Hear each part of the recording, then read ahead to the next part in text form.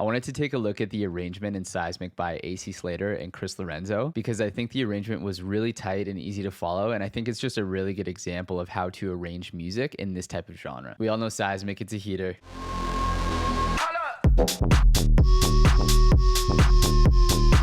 But let's distill this song down to its two main ideas and see how from just those two main ideas you can map out almost the entire track. Let's just start at drop 1, which I already played a short clip of.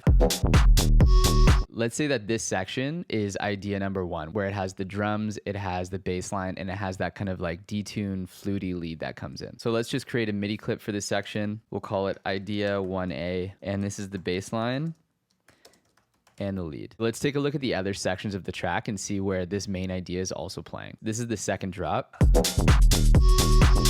Same idea, right? That same bass line and that lead, but they added some percussion to change it up a little bit. The next section here is kind of a cool down section, but it's still based on that drums and it has that bass line going, right? So let's copy this over, but we'll call this one maybe idea 1B because it has a different lead over it. Let's check out drop number 2. And drop 2 has a similar thing going on, right? You have the same bass line, you have that fluty lead, you have the drums going, and they added like a vocal chop on top again to keep it interesting. So maybe let's call this idea 1C. And then we have the outro, which is just a kick in the bass line. And we'll call that maybe idea 1D because again, it's all stemming from the original bass line idea. And the intro is the exact same thing. So I can just copy this over. Idea number 2 we can find in the break, and it's these chords.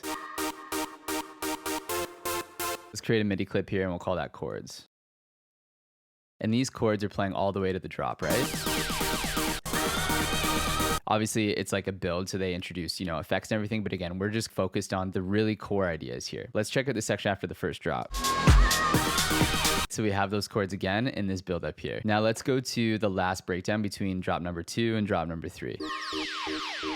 Sound familiar? Like we have these chords again, they're just filtered out. And so we can kind of see that from just those two main ideas, yes, there's variation, but like the foundation of most of this song is two really good ideas. The drums and the bass line and that really cool flute sound, which is either simplified or it's just varied a little bit with some percussion, or in the second drop, they added a little kind of chop vocal. And in the break, they have these chords, right, that are playing for the entire duration of break number 1, the little build up between drop number 1 and drop number 2, and then the entire break number 3, again with a little bit of variation. There's build elements in there, they get filtered, but this song is largely based on two really good main ideas. If you're having maybe a hard time with arrangement, try simplifying and just starting with one really solid drop idea and one really solid break idea. From there, you can kind of arrange your track out a little bit. You can simplify that drop idea maybe for the intro and outro. You can add some variation for different parts of the drop to keep it interesting and to get your point across, but that should at least give you a really good starting point to build the rest of your track from.